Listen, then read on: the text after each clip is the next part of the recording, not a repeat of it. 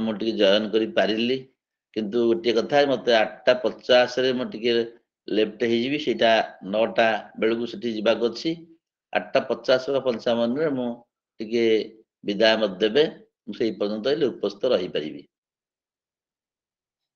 माँ भगवती गीता करुणा आम मैंने काली मार्गशीर मास शुक्ल पक्ष उपस्थित थिले समस्ते एवं आज मध्य पौष मासर प्रथम दिन गत काली आम भगवती गीता सप्तम श्लोक पर्यंत आलोचना करथिले जीव किभली भगवान परमेश्वर किभली अंश सी जितेबले देहत्याग करे मन और इंद्रिय मान किभली नहीं चली जाए से कथा आगु आलोचना होता मन षष्ठान इंद्रियाणी प्रकृति स्थान करती आज आम अष्टम श्लोक ठू आरंभ करवा ईश्वर ही ए संसार सबकि आम समस्त जीवन आम से कथा गत काली आलोचना करथिले जीवनम सर्वभूतेषु तपस्यास्पि तपस्येषु से ईश्वर ही आम भितर अछंती कहुई उपनिषद रे तत् सृष्टा तदेव अनुप्राविशत ये जीव शरीर को सृष्टि करी जीव को भगवान मूर्धा मार्ग रे आम भितर प्रवेश कले एवं रही लीला करुचंती एवं छांदोग्य कहुई आलोचना करथिले जे अनेन जीवेन आत्मना अनुप्रविश्य नाम रूपे व्याक्रवाणी मु जीवात्म रूप रे प्रवेश करी नाम रूप सृष्टि करी जेतेबेले जीव तो देहेन्द्रिय द्वारा परिच्छिन्न हुए जेतेबेले शरीर को छाड़ी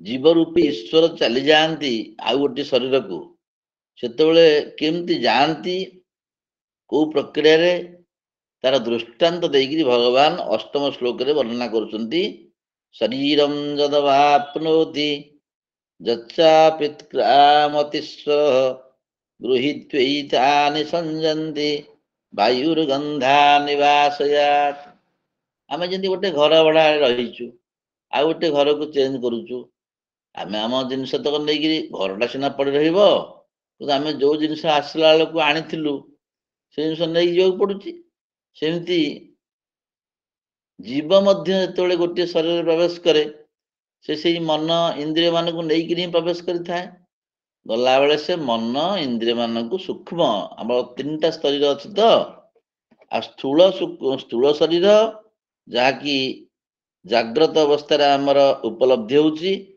आ गोटे सूक्ष्म शरीर आ गोटे कारण शरीर स्थूल शरीर जहाँकि अन्नमय कोश बोली आम कहूचु एवं सूक्ष्म शरीर जहाँ 17टी अवयव विशिष्ट गोटे श्लोक अच्छी आमर जे बुद्धि कर्मेन्द्रिय प्राण पंचकैरे मनसा धिया शरीरम सप्तदशकम सूक्ष्म तल्लिंगम उच्यते सूक्ष्म शरीर को तैजस शरीर बोली वेदांत रे कहा जाए एवं से तैजस शरीर अन्य मध्य लिंग शरीर तेणु स्थूल शरीर सूक्ष्म शरीर आ गोटे कारण शरीर अच्छी से कारण शरीर रे केवल अज्ञानर सूक्ष्मावस्था ही थाए स्थूल शरीर रे मन बहिर्मुख इंद्रिय मान द्वारा बहिर्मुखी होगी बाहर विषय को सबू अनुभव करे शब्द स्पर्श रूपरस गंध से विषय आम आलोचना भी करवा सूक्ष्म शरीर रे कि आम राति शोई पड़ू स्वप्नावस्था स्वप्न देखू से समय आमर आखि बंद थाए कान भी शुणी पार न थाए तथापि आम भितर भितर स्वप्न अनेक देखू एरोप्लेन रे बसिलु हाथी पर बसिलु समुद्र रे बुलिलु 14 फुटिया घर भितर समुद्र आसला कोठू हाथी आसला कोठू एरोप्लेन आस आम देखू तेणु सूक्ष्म शरीर को बासनामय शरीर बोली कहा जाए जमी आम 5टी कोष अच्छी से 3टी शरीर अन्नमय शरीर रही केवल स्थूल अन्नमय कोष जो रही केवल स्थूल शरीर ही अंतर्भुक्त तेणु स्थूल शरीर को अन्नमय कोष बोली कहा जाए सूक्ष्म शरीर रे 3टी कोष अच्छी गोटे प्राणमय गोटे मनोमय गोटे विज्ञानमय आमर 5टी जो प्राण रहिला प्राण अपान उदान समान व्यान ये प्राण सहित बाक इंद्रिय बाक पानी पाद पाई उपस्थ मिशिले ये सब प्राणमय कोश कह जाए एवं मनोमय कोश अंतःकरण रहिबो पंच ज्ञानेन्द्रिय रहिबो प्राणमय कोश ज्ञानेन्द्रिय अपेक्षा कर्मेन्द्रिय रहे अधिक किंतु मनोमय कोश आउ कर्मेन्द्रिय अपेक्षा ज्ञानेन्द्रिय प्राधान्य अच्छी तेणु मन प्लस ज्ञानेन्द्रिय ये मनोमय कोश प्राण प्लस कर्मेन्द्रिय ये प्राणमय कोश बुद्धि प्लस ज्ञानेन्द्रिय ये विज्ञानमय कोश तापर आसो यही तीन टा कोश जो है प्राणमय मनोमय विज्ञानमय ये तीन टा कोश सूक्ष्म शरीर ही उपलब्धि हम बाकी रहीगला आनंदमय कोश शेष अच्छी से आनंदमय कोशटी केवल सुसुप्ति अवस्था गाढ़ निद्रा अवस्था उपलब्धि तर हुए सुखम अहंग अस्वापसम न किंचित अवेदिशम आमर कह सुखरे शोली कि जान नी से समय अज्ञान अवस्था थाए अज्ञान जोड़े शक्ति आवरण शक्ति विक्षेप शक्ति से समय अज्ञान आवरण शक्ति थाए विक्षेप न थाए ये तो बहुत कथा एथर अच्छी आम खाली ये जाना जे आवरण शक्ति गोटे वस्तु को आवृत कर दिए विक्षेप शक्ति आवृत होता वस्तु अन्य किसी वस्तु को आरोप कर दिए तेणु आरोप करने कामटा है अज्ञान विक्षेप शक्तिर काम वस्तु को आवृत कर अंधार भीतर रखा यहाँ है आवरण शक्ति काम तेणु मन ये अज्ञान जो जोड़े शक्ति अच्छी सी आवरण शक्ति युक्त होकर सुसुप्ति अवस्था थाए एवं बाकी जो दीटा अवस्था रहा स्थूल शरीर सूक्ष्म शरीर से आवरण और विक्षेप उभय थाए किंतु स्वप्नावस्था इंद्रिय मानकर आंतर उपलब्धि भितर भितर एवं स्थूलावस्था स्थूल शरीर जाग्रत अवस्था इंद्रिय मानकर बहिर्मुखी वृत्ति इंद्रिय मान जोड़े वृत्ति थाए गोटे बहिर्मुखी वृत्ति आ गोटे आंतर वृत्ति यहाँ कहबार कारण है कौन जिते ये स्थूल शरीर को परित्याग कर जीवात्मा आउ गोटे शरीर धारण करने जाए स्थूल शरीर पड़ी रहे किंतु सूक्ष्म इंद्रिय सूक्ष्म मन को लेकर ही आत्मा चली जाए आत्मा भी सूक्ष्म मन भी सूक्ष्म एवं से इंद्रिय मानकर सूक्ष्म रूप को धरिक चली जाए ईश्वर कहले जीवात्मा बोली बुझेगा कारण देहर अधिपति आउ प्रकृत ईश्वर जीवात्मा रूप ही ईश्वर देहर अधिपति होते से गृहीत्वयिता संजाति जो से आउ गोटे शरीर को जाए क्या निए ना ये जो एतानी इंद्रियाणी मन आउ अन्य पांचटी इंद्रिय मान को लेकर कर्मेन्द्रिय 5 मन आउ प्राण 5 आउ ज्ञानेन्द्रिय 5 ये सब लेकर सप्तदश आउ शरीर विशिष्ट जहाँ आमर कहुई बुद्धि कर्मेन्द्रिय प्राण पंचक्री मन साधिया कर्मेन्द्रिय 5 प्राण 5 आउ ज्ञानेन्द्रिय 5 मन आ बुद्धि मिशिले 17टी अवय विशिष्ट सूक्ष्म शरीर आगु सब नहीं आउ आत्मा बा जीवात्मा जाए शरीरम जदवाप्नोति जत्सापित्रामतीश्वर गृहीत्वैतानि संजाति वायुर्गंधा निवासयात् प्रश्न हब स्थूल शरीर को परित्याग करी सूक्ष्म शरीर को धरी जहाँ को तेजस शरीर बोली कह जाए तेजोमय होइथवारु ता तेजस आउ तार अभिमानी है तेजस्वर बोली तेजस तार अभिमानी देवता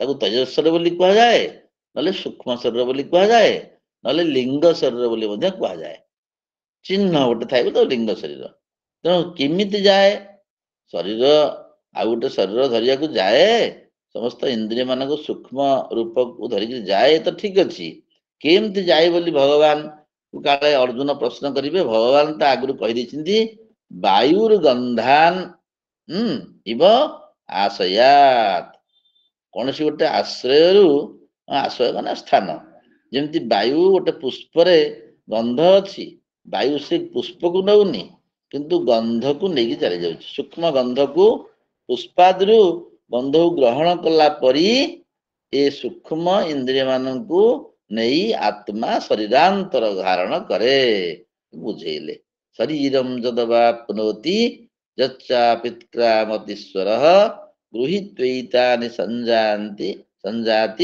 वायुर्गंधान इवाशयात। ये जो देहर स्वामी जो जीवात्मा से गोटे देह छाड़ी आ गोटे देह ग्रहण कला, तेणु वायुर वायु जमी फूलरू गंध ग्रहण करे एवं अन्यत्र चली जाए, सेमती ये जीवात्मा चली जाउछि। ए कहउछन्ति जणे कवि, वायु जेपरि गंधर स्थानरू गंध को नियई बही, देहादिर स्वामी जीवात्मा से परी जेउ देह छाड़ी थाई, सेथिरु मन को इंद्रिय सहित ग्रहण करिया दरे, जेउ शरीर को प्राप्त होई थाए सेथिरे प्रवेश करे। मन इंद्रिय ग्रहण करिकि अति आदर रे जो शरीरता पे निर्दिष्ट होता है, एटा को आमर छांदोग्य उपनिषद वर्णना कराई।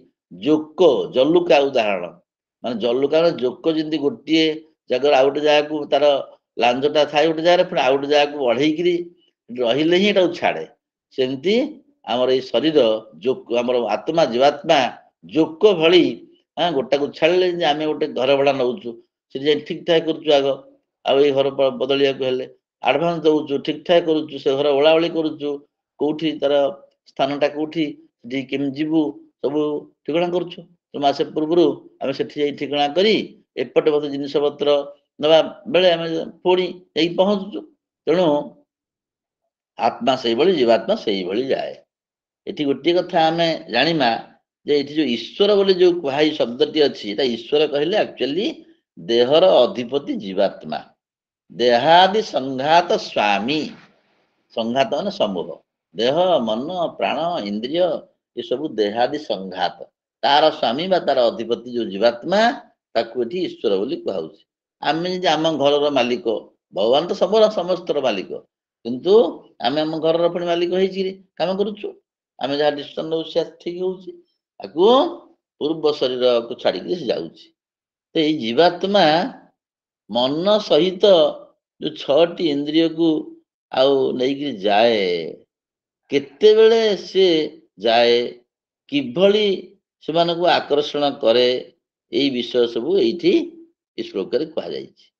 आम जानूँ जे जीव हूँ गोटे देहेन्द्रिय पंजराध्यक्ष, देह इंद्रिय इत्यादि पंजरार अध्यक्ष एवं आमर कहुई जीवत्व प्राण धारणात्, प्राण को धारण कले ही ताकू जीव बोली कह अंतःकरणावच्छिन्न चैतन्य जीव। अंतःकरण मन रूपक उपाधि द्वारा चैतन्य उपहित हो गले, बंधा हो गले, ताकू कह जाए जीव। अंतःकरणावच्छिन्न चैतन्य जीव, जमी आकाश अच्छी महाकाश घट रूपक उपाधि द्वारा संकुचित हो गले ता नाटा को भटा घटाकाश बोली कह जाए। चैतन्य सर्वव्यापी, सर्वव्यापी चैतन्य जिते आउ क्षुद्र अल्प उपाधि मन रूपक उपाधि द्वारा युक्त हो जाए, संकुचित हो जाए, ता नाटा हो जाए जीव। तेणु अंतःकरणावच्छिन्नम चैतन्यम जीव बोली कह जाउछि। से जीवात्मा गोटे शरीर को परित्याग करी अन्य शरीर को जलुका भली जाए, आम जहाँ उपनिषद अध्ययन करुचे से से मन इंद्रिय मान तो नहीं जाए। भगवान ये दृष्टांत दौरान वायु जमी गोटे स्थान अन्य स्थान को प्रवाहित होला बेले आउ पुष्पादिर गंध को नहीं जाए, से भाई नौची। तेणु वायु अन्य नाम है गंधवह, गंधं बहती इति गंधवह। चंदन घोलला बेले आम आउ चंदन गोटे जगार बासुचा, गोटे जगार फुल फुटी जाइए आउ गोटे जगार 20-30 किलोमीटर 30 मीटर दूर से बासुची आमको। हाँ, तेणु ताकू आणुची किए, फुल तो ये रहा, गंध तो सेठ रहा, नेला किए नेला से वायु। तेणु वायुर अन्य नाम है समीर, समीरण, अनिल, गंधवह। हाँ, तेणु तेणु यही विभिन्न प्रकार ना सब रही। गंधवह, ये गंधवह नाटी जानिए गंध को बहन करुथारु गंधवह। पुष्पादिर गंध को से नेला किंतु पुष्पादि को नेला नहीं। ये सेमती जीवात्मा शरीर सूक्ष्म अंश को नेला, मन बुद्धि आउ प्राण इत्यादि को नेला इंद्रिय मान को, किंतु स्थूल शरीरटा सेमती पड़ी रहा। तो मरला आम स्थूल शरीर को आम नहीं दहन करुचु। ଚାଲିଗଲା, ପଞ୍ଚତ୍ୱଗତ ହେଇଗଲା। ମାନେ ଯିଏ ଯୋଉଠୁ ଆସିଥିଲେ ଆକାଶକୁ ଆକାଶ ପଳେଇଲା, ବାୟୁକୁ ବାୟୁ ପଳେଇଲା, ଆଉ ତେଜକୁ ତେଜ ପଳେଇଲା, ଆଉ ଅଗ୍ନିକି ଜଳକୁ ଜଳ ରହିଲା, ଆଉ ପୃଥିବୀ ରହିଲା, ସ୍ଥୂଳ ଜିନିଷ ବୋଲି ରହିଲା। ତେଣୁ ଜୀବାତ୍ମା ଦେହରୁ ଦେହାନ୍ତର ଗଲାବେଳେ ଏ ସମସ୍ତଙ୍କୁ ଆକର୍ଷଣ କରିକି ନେଇଯାଏ। ତେଣୁ ଆକର୍ଷଣ କରୁଥିବାରୁ ଗୋଟେ କୁହାଯାଇଛି ସ୍ୱର୍ଗୋହି ତ୍ୱଇତ୍ୱାନି ସଂଜାତି ବାୟୁରୁ ଗନ୍ଧା ନିବାସୟାତ୍। ବାୟୁ ଉଦାହରଣ ଦେଇକି ଭଗବାନ ବୁଝଉଛନ୍ତି, କେତେ ସୁନ୍ଦର ଭାବରେ ଭଗବାନ ବୁଝଉଛନ୍ତି। ଏ କଥାଟା ଆମେ ବୁଝିବା ଦରକାର। ତେଣୁ ଆମେ ଜୀବକୁ ଖାଲି ଚୈତନ୍ୟ ବୋଲି କହିଲେ ହବନି, ଦେହ ଧାରଣ କଲେ ହିଁ ଜୀବ ତା ନା ଜୀବାତ୍ମା ବୋଲି ତାକୁ କୁହାହେଲା। ସେଇ ଜୀବାତ୍ମା କର୍ତ୍ତା ହୁଏ, ଭୋକ୍ତା ହୁଏ। ଦେହ ଧାରଣ କଲା ପରେ ହିଁ ଜୀବକୁ କର୍ତ୍ତା ବୋଲି କୁହାଯିବ, ଭୋକ୍ତା ବୋଲି କୁହାଯିବ। କିନ୍ତୁ ପ୍ରକୃତରେ ଜୀବ କର୍ତ୍ତା ନୁହେଁ କି ଭୋକ୍ତା ନୁହେଁ, ଜୀବ ଚୈତନ୍ୟ ସ୍ୱରୂପ। ଦେହ ଇନ୍ଦ୍ରିୟ ମନ ଇତ୍ୟାଦିର ଉପାଧି ଯୁକ୍ତ ହେଇଥିବାରୁ ଚୈତନ୍ୟ ସ୍ୱରୂପ ଜୀବାତ୍ମା ଜାଣୁଛି ଯେ ମୁଁ କର୍ତ୍ତା, ମୁଁ ଭୋକ୍ତା, କିନ୍ତୁ ପ୍ରକୃତରେ ସେ ଅକର୍ତ୍ତା ଅଭୋକ୍ତା। ଏଥିପାଇଁ କହି ଜୀବତ୍ୱମ୍ ପ୍ରାଣ ଧାରଣା। ଆଉ ଯୋଉ ଏଇ ଶ୍ଲୋକରେ ବର୍ଣ୍ଣନା କରାହେଲା, ୟା ମଧ୍ୟ ଏଇ 16 ନମ୍ବର ଶ୍ଲୋକ ବି 10 ନମ୍ବର ଶ୍ଲୋକ ଆମେ ଆଲୋଚନା କରିବା, ଏ ବିଷୟ ବି ଆହୁରି ଆଗକୁ କୁହାଯିବ। ଆଉ ଜୀବ ଯେତେବେଳେ ଏଇ ଦେହକୁ ଗ୍ରହଣ କରନ୍ତି, ସେ ମଧ୍ୟ ସବୁ ନେଇଯାଆନ୍ତି, ଆଉ ନିଜେ ବି ସାଙ୍ଗରେ ଯାଆନ୍ତି। ଆଉ ତେଣୁ ଏଇ କଥାଟି ବର୍ଣ୍ଣନା କରାହେଲା, ଆମେ ଏଟା ଜାଣିଲେ। ତାପରେ ଆମେ ଆସିବା ଅଷ୍ଟମ ପରେ ନବମ ଶ୍ଲୋକକୁ। ନବମ ଶ୍ଲୋକରେ ଭଗବାନ କଣ କହୁଛନ୍ତି ନା ଅଧିଷ୍ଠାନ। ଏଇ ଜୀବାତ୍ମା ଏଇ ଶରୀର ଭିତରେ ରହିକିରି କେମିତି ଭୋଗ କରୁଛି। ଅଷ୍ଟମରେ ତ କୁହାଗଲା ଏ ଶରୀରକୁ ପରିତ୍ୟାଗ କରିକି ସେ ଯାଉଛି, କିନ୍ତୁ ନବମରେ କୁହାଯିବ, ନବମ ଶ୍ଲୋକରେ କୁହାଯିବ ଯେ କେମିତି ଶରୀର ଭିତରେ ରହିକିରି ଜୀବ ସବୁ ବିଷୟ ଭୋଗ କରୁଛି। ସେଇ ବିଷୟ ଭୋଗର ପ୍ରକ୍ରିୟା କଣ, କାହାକୁ ଅଧିଷ୍ଠାନ କରିକିରି, ମୂଳ ପିଣ୍ଡ କିଏ, କିଏ ଅଛି ବୋଲି ସବୁ ଭୋଗ କରୁଛି। ଶରୀରରେ ଜୀବାତ୍ମା ଚୈତନ୍ୟ ଅଛି ବୋଲି ତ ଆମେ ଭୋଗ କରୁ, ଚୈତନ୍ୟ ନଥିଲେ କଣ ଆମେ କିଛି ଭୋଗ କରିପାରନ୍ତେ? ଆମର ଚୈତନ୍ୟ ଥିବାରୁ ଆମେ ଖାଉଛେ, ପିଉଛେ, ବୁଲୁଛେ, ଅନୁଭବ କରୁଛେ, ଲେଖୁଛେ, ପଢୁଛେ, ପ୍ରବଚନ ଦଉଛେ, ସବୁ କିଛି ସମ୍ପାଦନ କରୁଛେ।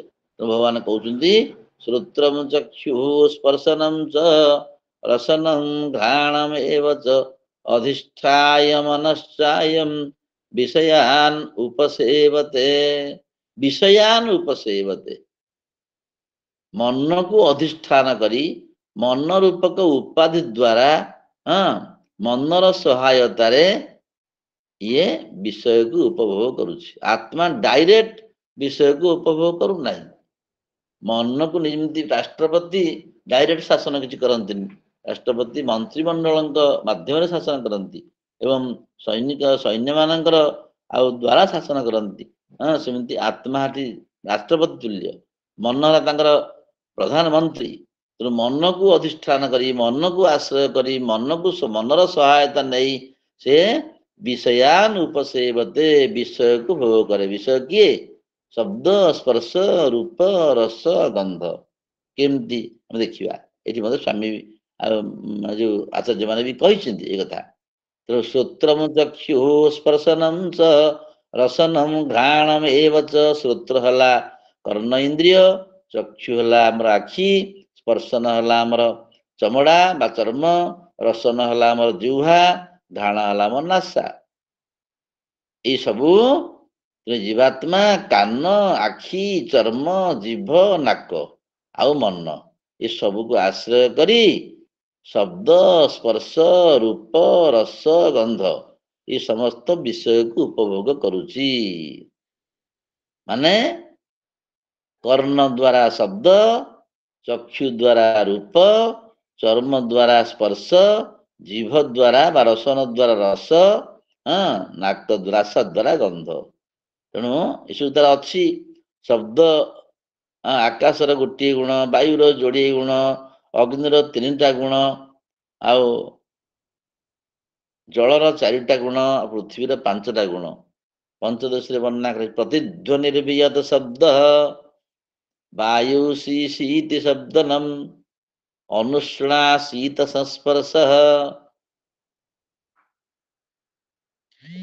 ପ୍ରଭାବ ସଂସ୍ପର୍ଶ ଏଇ ସବୁ ହଁ ଟିକେ ଫୋନ କଲାଣି ମୁଁ ଟିକେ କାଟି ଦଉଛି ଅନୁଷ୍ଣା ଶୀତ ସଂସ୍ପର୍ଶ ହଁ ତେଣୁ ପ୍ରଭା ରୂପମ ଆସିଲା ଅଗ୍ନିଙ୍କର ବହ୍ନୁ ବହ୍ନୁ କଳ ଭୋଗ ଭୋଗ ଧ୍ୱନି ହିଁ ଏମିତି ସବୁ ଅଛି ତାର ପଞ୍ଚଦଶୀରେ ଆମେ ପୁଣି ପରବର୍ତ୍ତୀ କ୍ଷେତ୍ରରେ ଆଲୋଚନା କରିବା ଏଠି ଖାଲି ସମୟ ନାହିଁ ଆମ ପାଖରେ ତେଣୁ ଆକାଶର ଗୋଟିଏ ଗୁଣ ଶବ୍ଦ ବାୟୁର ଦୁଇଟି ଗୁଣ ଶବ୍ଦ ଆଉ ସ୍ପର୍ଶ ଅଗ୍ନିର ତିନୋଟି ଗୁଣ ଶବ୍ଦ ସ୍ପର୍ଶ ରୂପ ହଁ ତାର ରସ ନାହିଁ ଜଳର ଚାରୋଟି ଗୁଣ ଶବ୍ଦ ସ୍ପର୍ଶ ରୂପ ରସ ଆଉ ଆଉ ପୃଥିବୀର ପାଞ୍ଚଟି ଗୁଣ ଶବ୍ଦ ସ୍ପର୍ଶ ରୂପ ରସ ଗନ୍ଧ ତତ୍ର ଗନ୍ଧବତୀ ପୃଥିବୀ ବୋଲି ଏଥିପାଇଁ କୁହାଯାଇଛି ଆମର ତର୍କ ସଂଗ୍ରହରେ ତେଣୁ ଏଇ ପାଞ୍ଚଟି ଆତ୍ମା ନିର୍ଗୁଣ ନିର୍ଗୁଣ ତସ୍ମାତ୍ ବାତ୍ ଏତସ୍ମାତ୍ ଆତ୍ମନଃ ଆକାଶ ସମ୍ଭୂତ ଆତ୍ମା ନିର୍ଗୁଣ କିନ୍ତୁ ସେଠୁ ଆକାଶ ଉତ୍ପନ୍ନ ହେଲା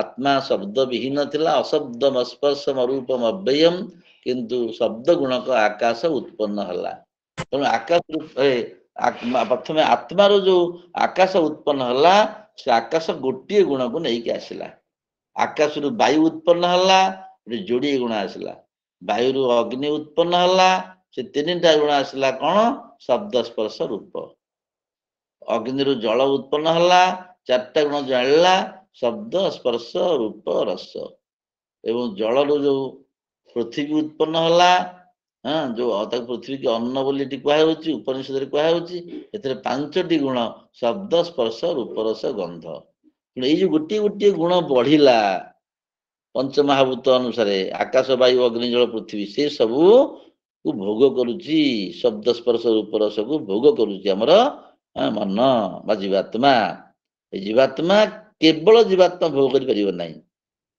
କାନ ଦ୍ୱାରା ଆଖି ଦ୍ୱାରା ଚର୍ମ ଦ୍ୱାରା ଜିଭ ଦ୍ୱାରା ନାକ ଦ୍ୱାରା ଆଉ ମନକୁ ଆଶ୍ରୟ କରିକିରି ପ୍ରଥମେ ଆତ୍ମା ମନ ସହିତ ସଂଯୁକ୍ତ ହବ ମନ ସେଠୁ ଚକ୍ଷୁରିନ୍ଦ୍ରିୟ ବା କର୍ଣ୍ଣ ଇନ୍ଦ୍ରିୟ ସଂଯୁକ୍ତ ହବ ତାପରେ ଆମେ ଯାଇକିରି ଶୁଣିବୁ ବା ଦେଖିବୁ ତେଣୁ ଜୀବାତ୍ମା କର୍ଣ୍ଣ ଚକ୍ଷୁ ଚର୍ମ ଜିହ୍ବା ନାସା ମନ ଇତ୍ୟାଦିକୁ ଆଶ୍ରୟ କରିକିରି ବିଶ୍ୱ ଭୋଗ କେମିତି କରେ ଏ କଥା ନବମ ନମ୍ବର ଶ୍ଲୋକରେ କୁହାଗଲା ଏ କଥା ଉଠିବ ବିଷୟ କହିଲେ ଏଠି ଶବ୍ଦାଦି ଶବ୍ଦ ସ୍ପର୍ଶ ରୂପ ରସକୁ ବୁଝେଇବା ଏଠି କଥା ଉଠିବ ଯେ ଜୀବାତ୍ମା କାହିଁକି ଇନ୍ଦ୍ରିୟ ଆଉ ମନକୁ ନେଇକି ଶରୀରାନ୍ତର ଗ୍ରହଣ କରେ ଆଉ ଯଦି ଶରୀରାନ୍ତର ଗ୍ରହଣ କରିବ ସୂକ୍ଷ୍ମ ଶରୀରରେ ସେ ଭୋଗ କରିବ ଆମର ଯୋଉମାନେ ପ୍ରେତ ଭୂତ ପ୍ରେତ ଅଛନ୍ତି ସୂକ୍ଷ୍ମ ଶରୀର ଧାରଣ କରିଛନ୍ତି ଦେଖାଯାଆନ୍ତି ନାହିଁ କିନ୍ତୁ ସେମାନଙ୍କ ସ୍ଥିତି ଅଛି ତେଣୁ ଯେତେବେଳେ ଜୀବାତ୍ମା ଇନ୍ଦ୍ରିୟ ମାନଙ୍କୁ ମନକୁ ଆଶ୍ରୟ କରିକିରି ହିଁ ଶବ୍ଦ ସ୍ପର୍ଶ ଆଦି ବିଷୟକୁ ଉପଭୋଗ କରୁଛି ଯଦି ନନବ ସାଙ୍ଗରେ କେମିତି ଭୋଗ କରିବ ଯଦି ଏମାନଙ୍କୁ ନନବ ସୂକ୍ଷ୍ମ ରୂପରେ ତାହେଲେ ଭୋଗ କରିବ କେମିତି ଦେଖନ୍ତୁ କେତେ ବୈଜ୍ଞାନିକ ରହସ୍ୟ ମଧ୍ୟରେ ଅଛି ଏଥିରେ ତେଣୁ ଏଠି ଯୋଉ କୁହାଯାଇଛି ଯେ ଏଇ ପାଞ୍ଚଟି ଇନ୍ଦ୍ରିୟ କଥା ଯୋଉ କୁହାଗଲା ଶବ୍ଦ ସ୍ପର୍ଶ ଶ୍ରୋତ୍ର ଚକ୍ଷୁ ସ୍ପର୍ଶନ ରସନ ଘ୍ରାଣ ଏଠି ଆମେ ଖାଲି ଜ୍ଞାନେନ୍ଦ୍ରିୟ ମୁଖ ବୁଝେଇବାନି ପଞ୍ଚ ପ୍ରାଣକୁ ମଧ୍ୟ ବୁଝେଇବା ପଞ୍ଚ କର୍ମେନ୍ଦ୍ରିୟ ବାକ୍ ପାଣି ପାଦ ପାୟୁ ଉପସ୍ଥ ମାନେ ବାକ୍ ଇନ୍ଦ୍ରିୟ ପାଣି ମାନେ ହାତ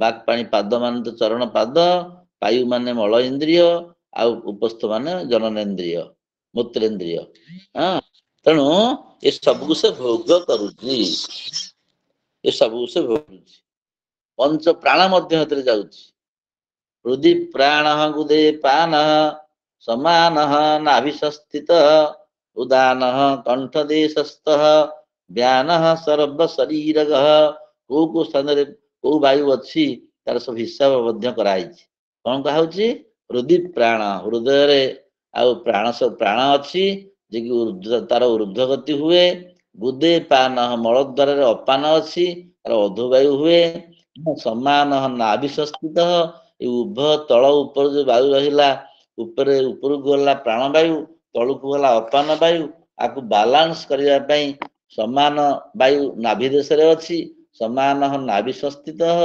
ଉଦାନ କଣ୍ଠ ଦେଶସ୍ଥ ଉଦାନ ବାୟୁ ଆମର କଣ୍ଠରେ ଅଛି କଣ୍ଠରେ ଥିବା ଆମର ହାଇ ଆସୁଛି ବାନ୍ତି ବି ଆମେ କରୁଛେ ତେଣୁ ଉଦାନ ବାୟୁ ଥିବାରୁ ଏଇସବୁ କାମ ହେଇପାରୁଛି ଉଦାନ କଣ୍ଠ ଦେଶସ୍ଥ ବ୍ୟାନ ସର୍ବ ଶରୀର ବ୍ୟାନ ବାୟୁ ସମଗ୍ର ଶରୀରରେ ଥିବାରୁ ଆମର ଯେତେ ନାଡି ଅଛି ସେ ନାଡି ଭିତରେ ଆଉ ସବୁ ଅକ୍ସିଜେନ ନେଇକି ଭର୍ତ୍ତି କରିବା କାମ ଏବଂ ଆମର ଯୋଉ ଖାଦ୍ୟ ଖାଇଲେ ତାକୁ ରକ୍ତକୁ ସଞ୍ଚାଳନ କରିବା କାମ, ଏସବୁ ଜ୍ଞାନ ବାୟୁ ଦ୍ୱାରା ସଂଗଠିତ ହଉଛି। ସ୍ୱାମୀ ଶିବାନନ୍ଦ ତାକୁ ସୁନ୍ଦର ଭାବରେ ଲେଖିଛନ୍ତି। ଏଇ ବିଷୟ ତାହେଲେ ଉପନିଷଦ ଅଛି ବା ଯାହା ଅଛି, କିନ୍ତୁ ସ୍ୱାମୀ ଶିବାନନ୍ଦ ଏକୁ ଭଲ ଭାବରେ ପଞ୍ଚ ପ୍ରାଣ ଉପରେ ସବୁ ବହି ଲେଖିଛନ୍ତି, ସେଇଥିରେ ସବୁ କ୍ଲିୟର ଲେଖିଛନ୍ତି।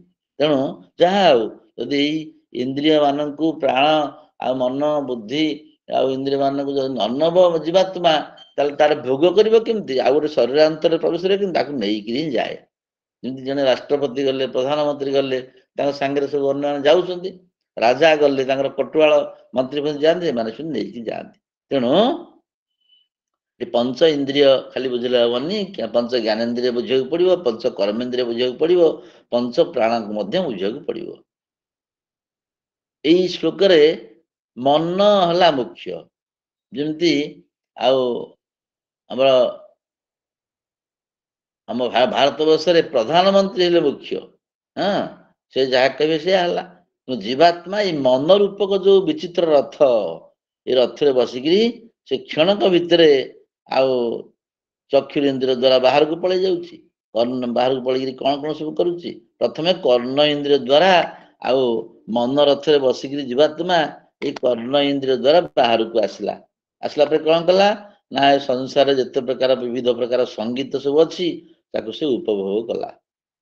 ତେଣୁ ପ୍ରଥମେ ଆତ୍ମା ମନକୁ ଧଇଲା, ମନ ଇନ୍ଦ୍ରିୟ ମନ ରୂପକ ରଥରେ ବସିଲା, ବସିକିରି ଆତ୍ମା ଜୀବାତ୍ମା କର୍ଣ୍ଣ ଇନ୍ଦ୍ରିୟ ଦ୍ୱାରା ବାହାରକୁ ଆସିଲା ଏବଂ କର୍ଣ୍ଣ ଇନ୍ଦ୍ରିୟ ମାଧ୍ୟମରେ ସଂସାର ଯେତେ ପ୍ରକାର ମେଲୋଡି ହଉ କି ପାଲା ହଉ ବା ସଙ୍ଗୀତ ହଉ, ଯାହା କିଛି ସଙ୍ଗୀତ ସେ ଉପଭୋଗ କଲା।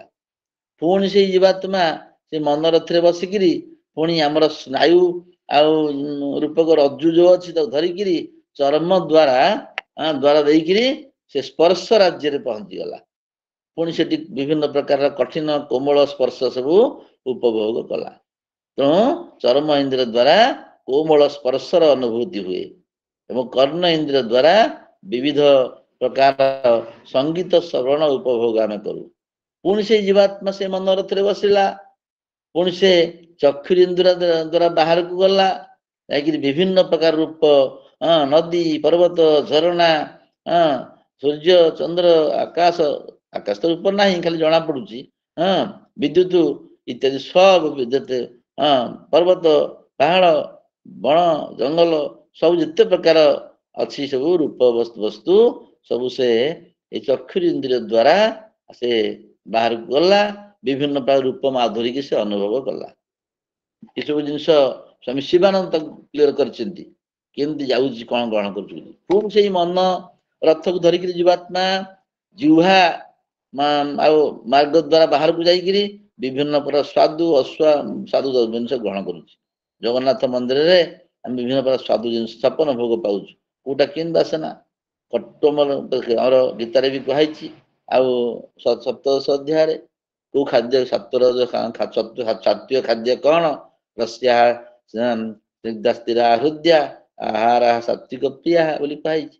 ତେଣୁ ସେ ବିବିଧ ପ୍ରକାରର ମିଷ୍ଟାନ୍ନ ଆଉ ସ୍ୱାଦୁକର ଅନ୍ନ ବ୍ୟଞ୍ଜନ ତରକାରୀ ପତ୍ର, ବା ଆମର ଯୋଉ କୁହାଯାଉଛି ବିଭିନ୍ନ ହୋଟେଲ ମାନଙ୍କରେ ଯୋଉ ହଉଛି ରୋଷେଇ ହଉଛି, ଆଉ ଖାଇବା ପୂର୍ବରୁ ସୁପ୍, ଏ ସବୁ ପ୍ରକାର ପାନୀୟ ବସ୍ତୁ ମଧ୍ୟ ଉପଭୋଗ କଲା। ପଣା ପିଇଲା, ଚାହା ପିଇଲା, କାଢା ପିଇଲା, ଭାତ ଖାଇଲା, ଖେଚୁଡି ଖାଇଲା, କାନିକା ଖାଇଲା, କ୍ଷୀରି ଖାଇଲା। ଜିହ୍ୱା ମାର୍ଗ ଦେଇକିରି ଆଉ ମନ ରଥରେ ବସିକିରି ଜୀବାତ୍ମା ରସକୁ ବିଭିନ୍ନ ପ୍ରକାର ରସକୁ ସେ ଗ୍ରହଣ କଲା। ଏଇଟା ହଉଛି ରସନମ୍। ପ୍ରଥମେ ଶ୍ରୋତ୍ରମ୍, ତାପରେ ଚକ୍ଷୁ, ତାପରେ ସ୍ପର୍ଶନମ୍, ସ୍ପର୍ଶ ରସନମ୍, ତାପରେ ଘ୍ରାଣ। ନାସା ମାର୍ଗରେ ନାକ ବାଟ ଦେଇକିରି ସେ ମନ ରଥ ଆଉ ବସିକିରି ନାସା ମାର୍ଗ ଦେଇକିରି ପୁଣି ବିଭିନ୍ନ ପ୍ରକାର ସୁଗନ୍ଧ ଦୁର୍ଗନ୍ଧ ମଧ୍ୟ ଗ୍ରହଣ କଲା। ଗୋଟେ ଗାଈଟେ ମରିକି ପଡିଛି, ଦୁର୍ଗନ୍ଧ ଆମେ ତାକୁ ଅନୁଭବ କରୁଛେ, ଗନ୍ଧେଇଲା ବୋଲିକିରି। ଚନ୍ଦନ କୋଉଠି ଘୋରା ହଉଛି, ବାସୁଛି। ଜଗନ୍ନାଥଙ୍କ ଚନ୍ଦନ ଲାଗି ବେଳେ ଆଉ 20-25-30 ଫୁଟ ଦୂରରେ, 30 ମିଟର ଦୂରରେ ଚନ୍ଦନ ଲାଗି ହଉଥିବ, କିନ୍ତୁ ସେ ଭିତରେ ବାସୁଥିବ। କାରଣ ସେଠି ମନ ରଥରେ ବସିକିରି ଆଉ କି ସୁନ୍ଦର ବାସନା ହଉଛି, ଫୁଲ ଜଗନ୍ନାଥ ଲଗେଇଥିବେ ଚନ୍ଦନ ଲାଗି କୁହାଯାଉଛି ଚନ୍ଦନ ଲାଗି ସମୟେ ଚିନ୍ତ ଚିନ୍ତାମଣି କି ଚନ୍ଦନ ଲାଗି ସମୟେ ଚିନ୍ତ ଚିନ୍ତାମଣି କି ସେ କାଳେ କଳା ଶ୍ରୀମୁଖ ଶୁଣନ୍ତି ସକଳ ଦୁଃଖ ଏଭଳି କୁହାଯାଇଛି। ଚନ୍ଦନ ଭଗବାନଙ୍କର ଚନ୍ଦନ ଲାଗି ସମୟରେ ବାସନା ଆମ ମଧ୍ୟ ଆମକୁ ଜଣା ପଡିବ। ଚିନ୍ତା ଚିନ୍ତା ସେଇ ସମୟରେ ଚିନ୍ତାମଣିକୁ ଆମେ ଚିନ୍ତା କରିବା। ତେଣୁ କଠୋପନିଷଦରେ କଥା କୁହାଯାଇଛି ମଧ୍ୟ ଯେ ଆତ୍ମେନ୍ଦ୍ରିୟ ମନୋଯୁକ୍ତ ଭୋଗତେ ତ୍ୟାହୁର ମନୀଷିଣ। ତାହେଲେ ଯିବା ଚୈତନ୍ୟଟା କେମିତି ଭୋକ୍ତା ହେଲା ନା ଆତ୍ମା ଚୈତନ୍ୟ ସ୍ୱରୂପ ଆତ୍ମା ପ୍ରଥମେ ମନ ସହିତ ଯୁକ୍ତ ହେଲା, ମନ ଇନ୍ଦ୍ରିୟ ସାଙ୍ଗରେ ଯୁକ୍ତ ହେଲା, ତାପରେ ମନ ବିନା ଇନ୍ଦ୍ରିୟ ବିନା କେବଳ ଚୈତନ୍ୟଟା ଭୋକ୍ତା ହେଇପାରିବ ନାହିଁ କି କର୍ତ୍ତା ହେଇପାରିବ ନାହିଁ।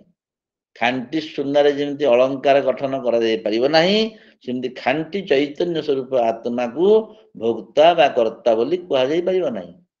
ତା ସାଙ୍ଗରେ ମନ ମିଶିଲେ, ବୁଦ୍ଧି ମିଶିଲେ, ପ୍ରାଣ ମିଶିଲେ, ଇନ୍ଦ୍ରିୟ ମାନେ ମିଶିଲେ ହିଁ ଆମେ ତାଙ୍କୁ କର୍ତ୍ତା ଭୋକ୍ତା ବୋଲି କହିବା। ଏ କଥା ନଚିକେତାକୁ ଯମ କହିଛନ୍ତି ଆତ୍ମେନ୍ଦ୍ରିୟ ମନୋଯୁକ୍ତ ଭୋଗତେ ତ୍ୟାହୁର ମନୀଷିଣ।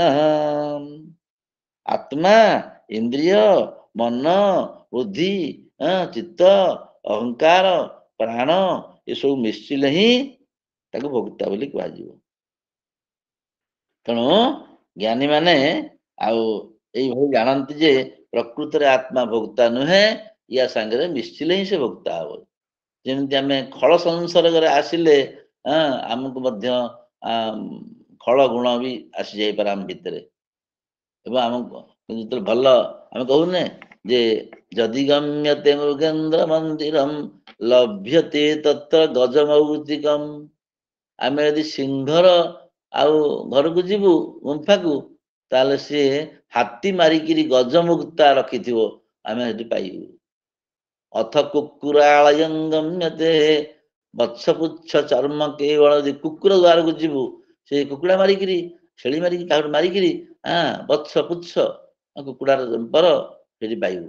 ତେଣୁ ଭଲ ଲୋକଙ୍କ ପାଖକୁ ଗଲେ ଭଲ ଜିନିଷ ମିଳେ, ଖରାପ ଲୋକଙ୍କ ପାଖକୁ ଗଲେ ଖରାପ ଜିନିଷ ମିଳେ। ସାଧୁ ସଙ୍ଗମ ସେଥିପାଇଁ କରିବା ପାଇଁ କୁହାଯାଇଛି। ତେଣୁ ଆମେ ସବୁବେଳେ ସତ୍ସଙ୍ଗ କଲେ ବା ଏମିତି ଅଧ୍ୟାତ୍ମ ଚିନ୍ତନ କଲେ ଆମ ଭିତରେ ଦିବ୍ୟ ଭାବନା ସୃଷ୍ଟି ହବ। ସୃଷ୍ଟି ହେଲେ ଆମେ ଜୀବନ ସାରା ଆମ ସଂସ୍କାର ଉଜ୍ଜୀବିତ ହିଁ ରହିବ। ଶେଷରେ ଆମର ମୃତ୍ୟୁ କାଳରେ ସେଇ ସଂସ୍କାର ଯୋଉ ଦୃଢୀଭୂତ ହେଇକି ସଂସ୍କାର ଥିବ, ସେ ସଂସ୍କାରର ଉଦ୍ବୋଧ ହେଲେ ଆମେ ସାକ୍ଷାତ ଆମେ ସାକ୍ଷାତ ମୁକ୍ତି ପାଇବୁ। ସେଇଥିପାଇଁ ଆମେ ଜୀବନ ସାରା ଏଇ ପରିଶ୍ରମ କାହିଁ କରୁଛେ, ଗୀତା ଭାଗବତ କାହିଁ ଆଲୋଚନା କରୁଛେ ନା ଆମର ସଂସ୍କାର ଦୃଢୀଭୂତ ହବ।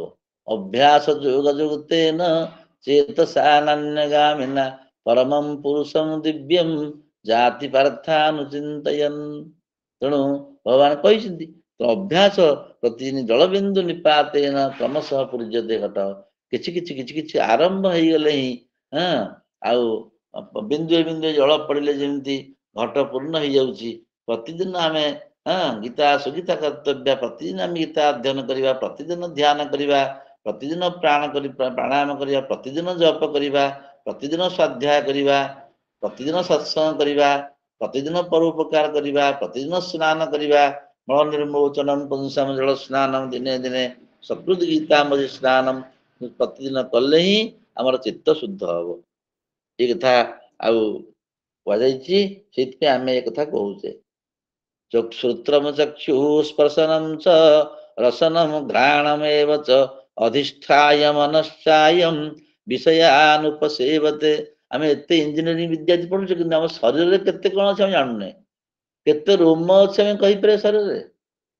କହିପାରିବାନି। କେତେ ନାଡି ଅଛି ଆମର ସେ କହିପାରିବା?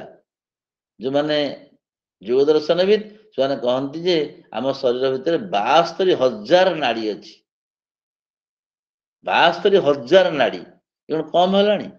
ତେଣୁ ସବୁ ନାଡିରେ ପୁଣି ବିଦ୍ୟୁତ ପ୍ରବାହ, ଆଉ ରକ୍ତର ପ୍ରବାହ, ବିଦ୍ୟୁତ ପ୍ରବାହ, ବାୟୁର ପ୍ରବାହ, ଅକ୍ସିଜେନର ପ୍ରବାହ ସବୁ ରହିଛି।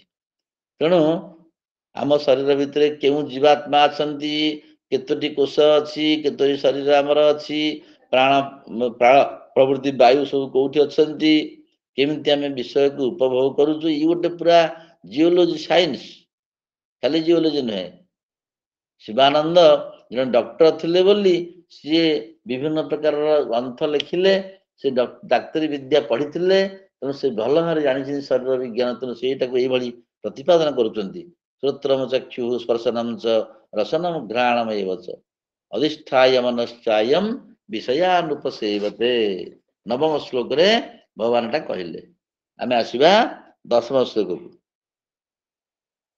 कारण जानिले आमे जानिले ही जति जति भितर भितर प्रवेश करिबा सेति सेति हमर ज्ञान दिव्य चक्षु उन्मिलित हबो हम जति जति बाह्य वस्तु रे आसक्त रहिबा सेति हमर सूक्ष्म चक्षु पुनी आवृत हेइबो तो हम भितर भितर गले सूक्ष्म नयन विस्तारित हबो बाहर बाहर दृष्टि रखिले सूक्ष्म नयन संकुचित हबो आवृत हबो बाह्य दृष्टि भितर हम आबद्ध रहि जिबा तेणु धीरे धीरे धीरे धीरे भगवान अर्जुन के माध्यम आमको स्थूल रु सूक्ष्म आड़ को आणुचंती पिंड ब्रह्मांड एकमत जहाँ पिंड रे ताहा ब्रह्मांड रे अर्जुन तुम्हें विषय केमती उपभोग करुच तार पद्धति सिस्टम सब शिख बोली कहले अर्जुन तापरे भगवान दशम श्लोक रे आसुचंती सेठी ये शरीर को केमती छाड़ी किरी जाउची जीवात्मा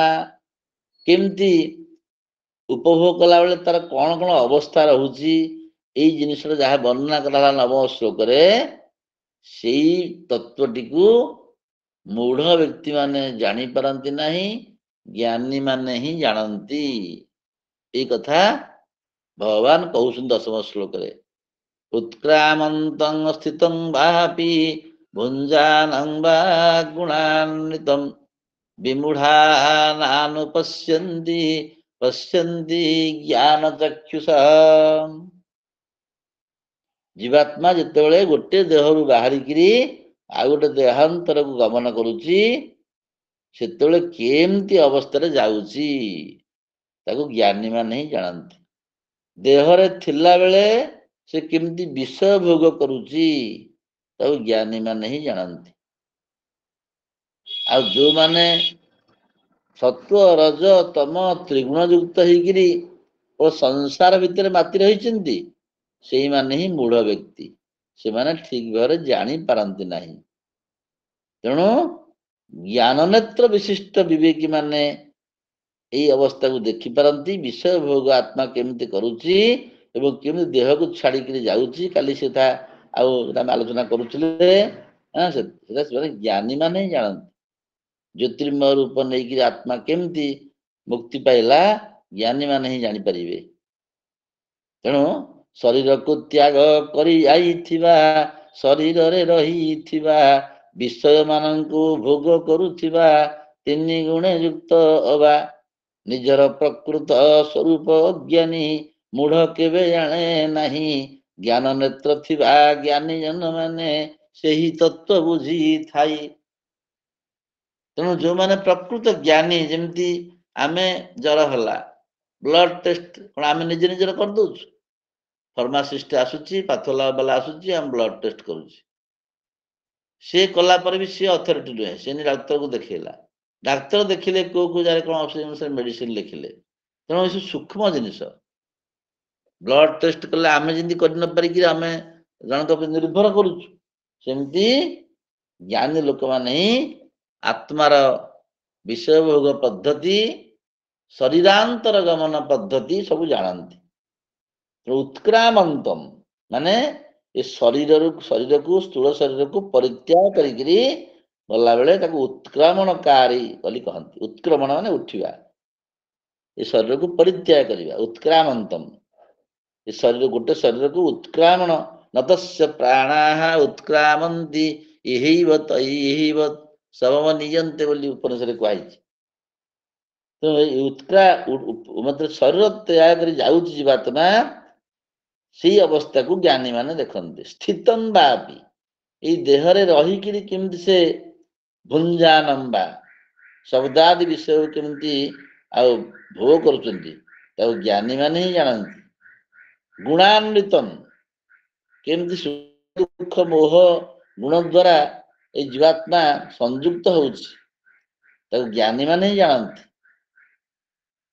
तेणु ज्ञानी मानकर नयन द्वारा से जना पड़ती।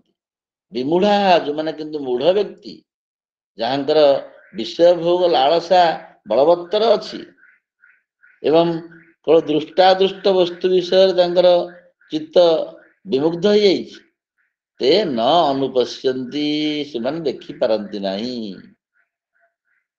यह कहि भगवान से लोक मानक दया करुचंती आस तुम माने ज्ञान अर्जन कर जानिम। भगवान करुणामय से बुझे दौरान जे ज्ञानी माने मत जानिमे अज्ञानी माने जानि पाइबे नहीं किंतु अज्ञानी मानक से आह्वान करुचंती तुम मध्य आस जानि जान। तो जो माने ज्ञानी तांकर सहायता नियो जो माने साधु तांको सहित मिश एवं जो माने प्रकृत ज्ञानी विवेक संपन्न तांको सहित संपर्क रख तेरे जाइए ठीक है। साधु जे मलय पवन काष्ठ को करंती चंदन तो साधु जी से मलय पवन भली से काठ को चंदन कर दियंती। श्लोक भगवान या कहले एथरे गोटे कथा आम जाना जो जीवात्मा गोटे शरीर बाहर कर बाहरी आ गोटे शरीर को जाऊची जहाँकि श्लोक कहगला से किभली विश्व भोग करे आम आगु टी आलोचना भी कर नवम श्लोक से कथा ज्ञानी माने जानती। आत्मा जितेबले छाड़ी जाए तार गति आगति किभली हुए एवं से किभली भोग करे किभली सब वस्तु को जाने आकु बहु चेष्टा कले मध्य अज्ञानी माने जानि पाइबे नहीं। तू माने जानती आत्मा को से विषय भगवान कहले को माने जानी पारंती नहीं से कथा कहले काहेकि जानी पारंती कहले काहेकि जानी पारंती नहीं ता मध्य कहले विज्ञ जाने अज्ञ जाने नहीं। ये कथा विज्ञ सूक्ष्म ज्ञान नेत्र द्वारा जाने अज्ञ तार नेत्र आवृत हो जाने। तो विज्ञ जी से देखिपारे जानिपारे अनुभव भी करिपारे अज्ञ जी से देखिपारे नहीं जानिपारे नहीं किसी अनुभव करिपारे। श्रुति रे कहाई किए देखे दृश्यते त्वज्ञया बुद्धिया सूक्ष्मया तत्वदर्शी सूक्ष्मदर्शी अग्रिया बुद्धिया माने सूक्ष्म बुद्धि कठोपनिषद कहाई नचिकेता कही जम सूक्ष्म बुद्धि द्वारा सूक्ष्मदर्शी तत्वज्ञ माने आत्मार यही अवस्था को जानी पारंती। एटा एठी गोटे स्थूलारुंधति न्याय अछि कौन सेटा ना जेमि सप्तर्षि मंडल आकाश रे अछि अति सूक्ष्म हला वशिष्ठଙ୍କ तळे अरुंधति तारा ताऊ के देखि पारंती नाही किंतु जो माने अति तीक्ष्ण दृष्टि संपन्न से माने देखि पारंती। एटा कहते स्थूलारुंधति न्याय प्रथम स्थूल आकाश तापरे सप्तर्षि मंडल तापरे धीरे धीरे धीरे अरुंधति सूक्ष्म अरुंधति के हमर हबो। ये जो ज्ञान नेत्र द्वारा देखती ज्ञानी माने ताको बोध चक्षु बोली कहा जाए। ज्ञान नेत्र को हाँ ज्ञान माने बोध नेत्र माने चक्षु तो बोध चक्षु ज्ञान नेत्र भी कहा जाए बोध चक्षु बोली कहा जाए। जार भावना जेमती सेही भली जे पक्षी गुड़े जते दूर दूर ताहार व्यवहार जहाँ कहुई तेणु जादृशी भावना सिद्धि भवती तादृशी आम जी जाना जी जीवा निकटतर परमात्मा हवा से जाना ना यही कथा भगवान ये कहले एति नुहे ये उत्क्रामंत सुतंग भाव जो कहगला आ गोटे कथा जाना कौन ना आमर आत्मा अति निकटतर आत्मा को छाड़देले आमर अति निकटतर वस्तु किसी ना एपरिक आत्मा निश्वास प्रश्वास ठारू आहरी निकटतर यही आत्मा अति सहजरे चेतना क्षेत्र को चली आसती କାରଣ ଆତ୍ମା ଅତି ନିକଟତର ହେଇଥିବାରୁ ଚୈତନ୍ୟ ସ୍ୱରୂପ ହେଇଥିବାରୁ ଖୁବ୍ ଶୀଘ୍ର ଆତ୍ମା ଚେତନା କ୍ଷେତ୍ରକୁ ପଳେଇ ଆସନ୍ତି। କାରଣ ଆତ୍ମା କହିଲେ ସ୍ୱରୂପ, ଆତ୍ମା କହିଲେ ଆମର ଅତ୍ୟନ୍ତ ପ୍ରିୟ, ଅତି ନିକଟତର, ଆତ୍ମାକୁ ପ୍ରତ୍ୟାଖ୍ୟାନ କରି ହବ ନାହିଁ ଏବଂ ଆତ୍ମାର ଅସ୍ତିତ୍ୱକୁ ସମସ୍ତେ ଅଳ୍ପ ବହୁତେ ପ୍ରତ୍ୟକ୍ଷ ରୂପରେ ଅନୁଭବ କରୁଛନ୍ତି। ଅହମ ଅସ୍ମି ଇତି ନ ନାହମ, ସମସ୍ତେ ମୁଁ ଅଛି ବୋଲି ଅନୁଭବ କରୁଛନ୍ତି।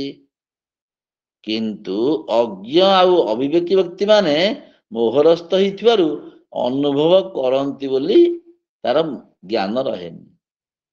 ତେଣୁ ସେମାନେ ଆତ୍ମାନୁଭବ ଠାରୁ ଦୂରେଇ ଥାନ୍ତି। ଆତ୍ମା ଅତି ନିକଟ ଥିଲେ ମଧ୍ୟ ଆତ୍ମାନୁଭବ ଠାରୁ ଦୂରେଇ ଥାନ୍ତି ସେମାନେ। କାହିଁକି ନା ପ୍ରକୃତିରେ ଯୋଉ ତିନିଟା ଗୁଣ ଅଛି, ସତ୍ଵ ଗୁଣ, ରଜଗୁଣ, ତମ ଗୁଣ, ସେଇ ଗୁଣ ସ୍ରୋତ ଭିତରେ ପଡିକିରି ସେ କୂଳକୁ ଭୁଲି ଯାଆନ୍ତି, ପ୍ରକୃତ ବସ୍ତୁକୁ ଭୁଲି ଯାଆନ୍ତି। ତେଣୁ ମନ ଯେତେ ସମୟ ପର୍ଯ୍ୟନ୍ତ ଆମର ବାହ୍ୟ ବିଷୟରେ ବଦ୍ଧ ହେଇକି ଥିବ, ସେଇ ପର୍ଯ୍ୟନ୍ତ ସେ ଭିତରକୁ ଆତ୍ମାକୁ ଜାଣିପାରିବ ନାହିଁ।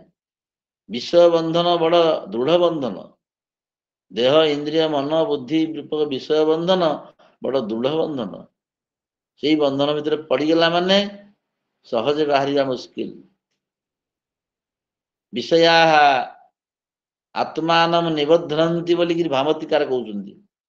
ସ୍ୱେନ ରୂପେଣ ନିରୂପଣୀୟମ କୁର୍ବନ୍ତି, ନିଜେ ଯାହା ଅନ୍ୟକୁ ସେୟା କରିଦେବା ପାଇଁ ବିଷୟ ମାନେ ଇଚ୍ଛା କରନ୍ତି। ତେଣୁ ବିଷୟ ପଛରେ ଯେ ଦୌଡୁଥାଏ ସେ କାମନାର ବଶବର୍ତ୍ତୀ ହେଇଥାଏ। କାମନା ସମୁଦ୍ର ଭିତରେ ବୁଡିକି ଥାଏ। ଆଉ ଏଇ ସ୍ଥୂଳ ଶରୀରକୁ ହିଁ ସେ ଆତ୍ମା ବୋଲି ଭାବି ନେଇଥାଏ, ଯୋଉଟା କି ଚାର୍ବାକ ଦାର୍ଶନିକ ମାନଙ୍କର କଥା। ତାଙ୍କର ମନ, ତାଙ୍କର ଚକ୍ଷୁ ଇନ୍ଦ୍ରିୟ ଏସବୁ ବାହ୍ୟ ରୂପରଙ୍ଗରେ ଆବଦ୍ଧ ହେଇକି ଥାଏ, ଭିତରକୁ ପଶିବା ଦୂରର କଥା। କିନ୍ତୁ ଯୋଉମାନଙ୍କର ପ୍ରଜ୍ଞାନୟନ ଅଛି, ଦିବ୍ୟ ଚକ୍ଷୁ ଅଛି, ଦିବ୍ୟମ ଦଦାମି ଚକ୍ଷୁ ପଶ୍ୟମେ ଯୋଗମେଶ୍ୱର କୁହାହେଲା। ପ୍ରଜ୍ଞାନୟନ ବା ଦିବ୍ୟ ଚକ୍ଷୁ ଯାହାର ଅଛି, ସେ ହିଁ ଅନ୍ତରାତ୍ମାକୁ ସ୍ପଷ୍ଟ ଭାବରେ ଦର୍ଶନ କରନ୍ତି, ଅନ୍ୟମାନେ କରିପାରନ୍ତି ନାହିଁ। ଗୋଟେ ସୁନ୍ଦର କଥା ଭକ୍ତ କହି ମଧୁସୂଦନ ବି ଲେଖିଛନ୍ତି। ରେ ଆତ୍ମନିଦ୍ରା ପରିହରି ଫେଡି ଚିନ୍ତାର ଲୋଚନ କର କର ନିରୀକ୍ଷଣ, ନିଃଶବ୍ଦେ ଜୀବନ ସ୍ରୋତ ଧାଉଁଛି କିପରି, ଭେଟିବାକୁ ମୃତ୍ୟୁ ସିନ୍ଧୁ କରାଳ ଲହରୀ। ଜୀବନ ଚିନ୍ତା ଆମେ ଯଦି ପଢିବା ନା, କେତେ ସୁନ୍ଦର ଭାବନା ସେଠି ହେଇଛି ମଧୁସୂଦନ ରାଓଙ୍କର। ସମୟ ବି ହେଇଗଲାଣି, ଆଜି ଏତିକି ରହିଲା। ମୁଁ 8:55 ଲେଫ୍ଟ ହେବା କଥା, ମୋର 5 ମିନିଟ ହେଇ ଚଳିବ। ଆଉ ଆଜି ଆମେ 10ମ ଶ୍ଲୋକ ପର୍ଯ୍ୟନ୍ତ କଲେ। ଭଗବାନଙ୍କର କୃପା, ଶ୍ରୀକୃଷ୍ଣ ଭଗବାନ